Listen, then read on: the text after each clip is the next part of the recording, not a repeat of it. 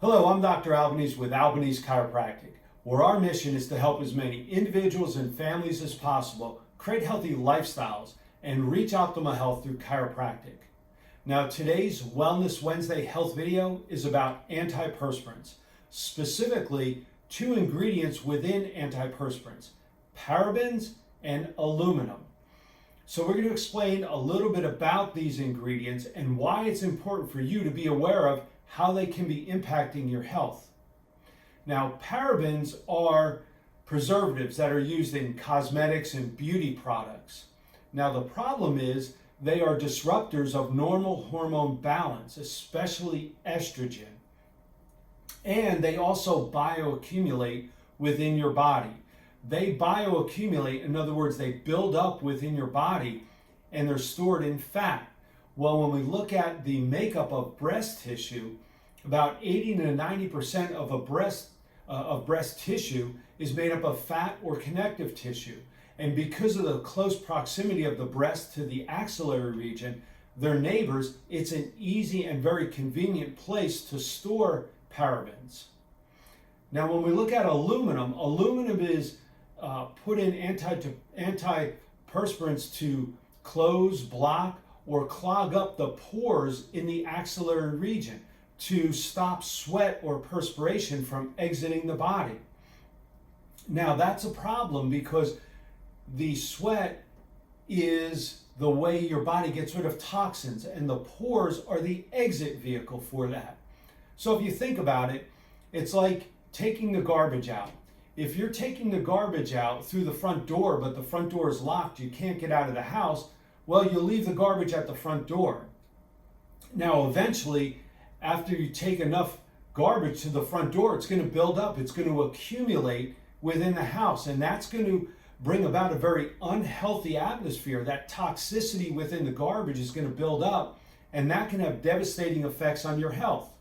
So parabens and aluminum act the same way. Now, they mimic estrogen. And we know that increased levels of estrogen in the body is a primary risk factor for breast cancer. Aluminum is also a disruptor of DNA development within the body, and that supports the increase of cancer development. So both of these ingredients have an effect on estrogen and the body and are correlated with an increased risk of cancer. In fact, a study of 160 tissue samples within 40 different mastectomies showed that 60% of those samples had all 5 parabens present, and 99% of those tissue samples had 1 or more parabens present. This is often seen in the upper outer quadrant of the breast, and that's the closest proximal area to the axillary region, a very convenient place to accumulate toxic levels of parabens and aluminum. In fact, the disproportional greater number of tumors were found in the left outer breast compared to the right, and they've shown that because most people are right-handed, there's a heavier distribution of antiperspirant use on the left axillary region compared to the right. And we know that women that use higher concentrations of antiperspirants have a greater risk of breast cancer, and they had greater concentrations of parabens and aluminum within the breast. Within an antiperspirant, about 25% of the total volume of an antiperspirant can be aluminum. That's a huge concentration of this metal within the antiperspirant that you're placing on the axillary region for the purpose of stopping your toxins from leaving the body. Now, I understand what a lot of people say. Now, well, I want to use an antiperspirant because I don't want to sweat and I don't want to have that odor. And I get that. But here's the thing. Why do we have that odor? Well, a big part of that is our lifestyle. The more toxic our lifestyle, the more unhealthy our diet is and our lifestyle. The products that you place on your body or in your body will have to leave at some point. Your body's trying to get rid of those. Well, your sweat, your perspiration is one way to do that. And if you're trying to stop that, you're going to accumulate more toxicity within the body. Your body is not going to be able to detox as well. That's going to produce an environment for a greater chance of health problems like breast cancer or cancer in general. Now, when we look at antiperspirants, they work on the lesser odor-producing bacteria, not on the greater odor-producing bacteria, which is called actinobacteria. This is the bacteria that produces more of the odor. Well, if the antiperspirants are working on the lesser bacterial producing odor, well, now that greater bacteria is going to proliferate. It's going to thrive, and more odor will be present. Now, I haven't used antiperspirants in probably close to 30 years. When I started first researching antiperspirants and deodorants and aluminum way back when, and I stopped using antiperspirants, and yes, in the beginning I had some odor with my sweat, but I also at that time started really changing my lifestyle, cleaning up my diet, cleaning up the products that I use. I use organic toothpaste and shampoos with no dyes and preservatives. And now my lifestyle is a lot cleaner than it was then, and I don't have any type of odor with my sweat. In fact, on a normal day, other than exercise, I don't really perspire that much because my body is cleaner, my body is healthier, so there's less toxins that build up, there's less detoxing that has to take place.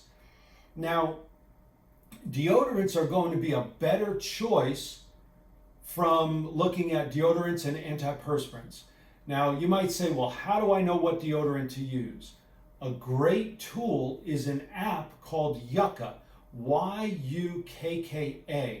When you scan the barcode of products, whether it's food, products we drink, or beauty products like antiperspirants, what you're going to find is a rating out of 100. So Yucca is going to rate your product overall for health and being a healthier product, but it will also list all the ingredients within that product. And it will tell you which ones have a greater concern when it comes to your health than others. And it will explain why those ingredients are not as healthy.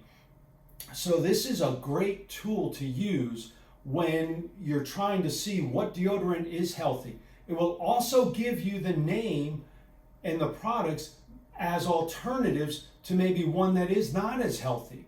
So it's a great tool for directing you to healthier products.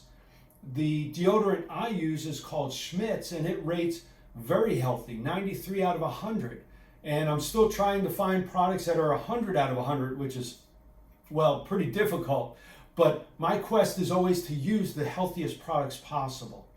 So I hope you find this video helpful. You might have to watch it again, but it can be a starting point for conversations you have within your home as to the products you're using, especially for the kids, because they use these products for a lot longer, and there's a lot more chemicals in the products today than ever before. Now, thankfully, we're starting to have these discussions about not only food, but cosmetics and beauty products, and the health concerns with some of the ingredients within those products. So I hope you share this with other people, because it's a topic that a lot of people don't discuss and aren't even aware of. So please like and subscribe to our channel so we can keep producing these types of videos and bring attention to products and ingredients that can have a devastating effect on your health, but also provide you with ways to determine what products will be better used and have a better impact on your health.